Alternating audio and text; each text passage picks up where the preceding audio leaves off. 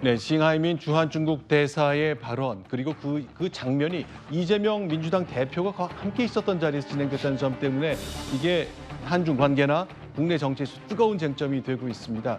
게다가 지금 북한이 발사했으나 실패한 미사일 로켓 발사 추진체의 장해를 찾는 작업을 우리 해군이 하고 있는데 한중 간에 경쟁이 좀 생겼다는 소식까지 들어와 있습니다.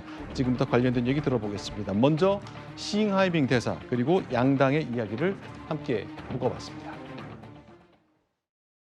단언할 수 있는 것은 현재 중국이 패배를 배런하는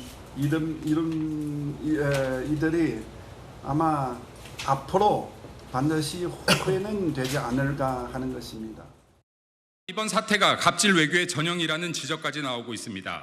또한 많은 국민이 이 대표와 민주당이 중국 앞에만 서면 왜 이렇게 작아지는지 궁금해하고 있습니다. 적대적 관계를 계속 확대하는 것이 과연 이 나라 국익에 도움이 될 것인가, 우리 국민들의 삶을 개선하는 데 도움이 될 것인가를 생각해야 합니다.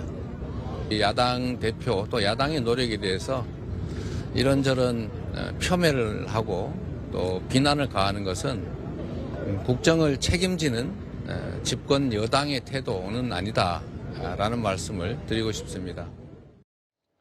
네, 지금 이재명 대표 얘기를 들어보면 나도 14분 동안 앉아서 듣기는 했으나 그 내용이 대단히 불편했다. 우리 민주당으로서도 중국 정부의 정책에 마땅치 않은 대목이 좀 있다고 얘기를 했습니다. 특별히 이런 거겠다고 좀 짐작이 갈 만한 게 있습니까?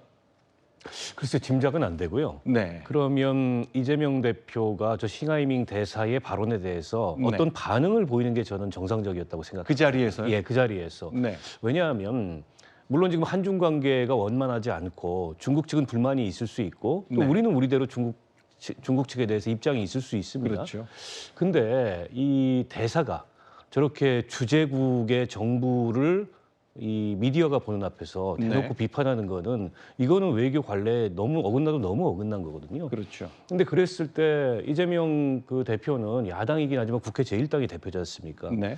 중국 측의 태도에 대해서 싱하이밍 대사의 저런 선을 넘는 태도에 대해서 일침을 가하고 그리고 필요한 얘기를 했어야 되는데 그런 일침을 가했다는 얘기가 없어요. 네. 그거 듣고 만 거죠. 저 상황에서 어떻게 이재명 대표가 얘기하는 대로 우리도 불편했다. 그 네. 말을 고지고대로 믿을 수가 있습니까? 불편했으면 그 불편함을 표현했어야 되는 겁니다. 그리고 중국 대사의 저런 식의 언행은 분명히 잘못된 거고 저렇게 판을 깔아준 이재명 대표나 민주당의 정무적 판단도 저는 굉장히 잘못된 판단이었다고 생각합니다. 근데 네.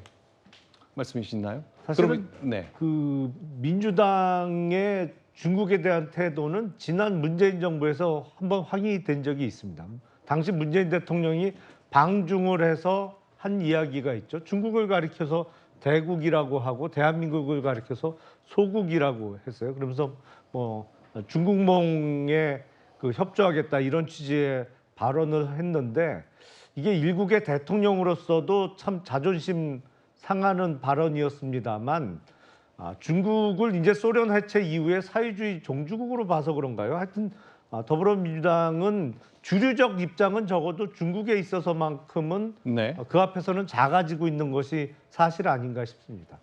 저는 미국에서도 균형 외교를 해야 된다고 생각하지만 중국과도 역시 마찬가지라고 생각하거든요. 네. 그런데 지난 15개월 동안 지금 무역 적자가 쌓여 있습니다. 네. 그리고 이제 중국하고의 교역도 굉장히 좀 축소되고 있는 것이고 오히려 여당에서는 미국과 오히려 중국이 수준이 지금 비슷해졌다라고 얘기를 하는데 네. 중국계 깎여 나가면서 비슷해진 것이지 그럼 네. 그게 결국 그 여파는 국민들이 맡게 되는 것이거든요. 네. 그런 차원에서 너무 미국에 조공 외교하는 거 아니냐 이러한 시각도 한켠에 있다. 그런 측면에서는 지금 중국과의 어떤 대화의 채널 이런 것들을 좀 유지하는 것이 필요한데 정부에서는 그런 것들이 잘 보이지 않는 것이고 야당이니까 저희들도 수권해야 된다 이런 생각들을 갖고 있으니까 네. 이런 측면들을 이제 하는 건데 다만 저는 당의 어떤 유튜브를 가지고 가서 거기에서 생중계하면서 이렇게 조율되지 않은 목소리가 나올 가능성이 있잖아요. 네. 이렇게 컨셉을 잡은 것 자체가 조금 위험하지 않았나라는 생각이 들고 네. 지금 나왔던 어떤 싱하이밍 대사의 어떤 발언들에 대해서는 당적 평가를 좀 하고 이것에 대한 입장은 일정 부분 좀 나와야 된다 이렇게 생각합니다. 지금 보니까 조회수가 6,100회 정도쯤 되는 거로 나옵니다. 이제 실제로 진행되고 있는 것 관련해서 나온 건데 그럼 제가 좀 질문 드리자면 이재명 대표가 그 자리에서 뭔가를 했었으면 좋겠다는 얘기를 주셨습니다만 그러니까 옆자리에 앉은 대사가 10페이지짜리 A4 용지를 꺼내 들었어요. 그리고 천천히 읽어나가기 시작합니다. 그게 14분에서 15분 가까이 보니까 영상이 있더라고요. 그때 이재명 당대표나 그 자리에 이제 천준호 비서실장, 그다음에 권칠승 대변인 이분들이 배석하고 있었는데 뭘 할 수 있습니까? 이게 결례인가요? 막으면 어떤가요? 아니요, 결례 아니고요. 그 말을 끊었어야죠. 네. 그러니까 이게 의전으로 보면 이재명 대표는 국가의전서열 8위의 네. 야당 대표입니다. 근데 이제 싱하이밍 대사는 중국 외교부의 국장급 공무원이에요. 중국 외교부의 국장급 공무원하고 대한민국 제1당의 대표가 저렇게 무슨 정상회동하듯이 마주 앉는 것 자체가 의전적으로 비정상적입니다. 네. 그리고 충분히 이재명 대표의 지위에서는 싱하이밍 대사의 발언이 빗나간다 그러면 끊고 네. 그리고 인터넷 중계도 끊고 할 말은 하자 이렇게 했었어야 저는 마땅하다고 봐요. 근데 이제 그런 정무적인 판단을 못 내렸을 뿐만 아니라 네. 마치 싱하이밍 대사가 대단히 대등한 존재인 것처럼 물론 네. 이 주재 대사를 존중해야 됩니다. 저기 주재 대사의 급이 낮다 그래서 그걸 뭐 네. 깔아뭉개고 무시하자는 게 아닌데 네. 주재 대사가 선을 넘는 발언을 하고 있으면은 제지시켰어야죠.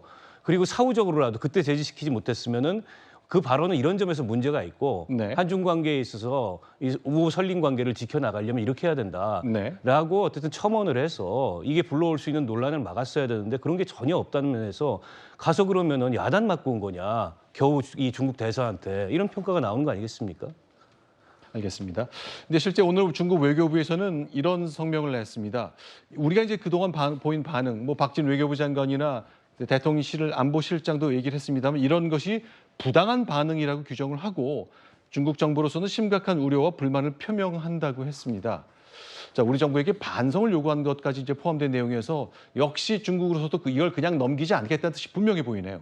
중국 입장이야 뭐 우리 입장을 고려하지 않고 가는 거니까요. 네. 그 입장은 우리가 고려할 필요는 없지만 네. 저는 이재명 대표께서 사실은 이 한중 관계 악화의 원인이 한국에 있다라는 그 대사의 발언에 대해서 네. 그거를 반박하지 않은 건 정말 좀 묵과하기 어려운 거예요.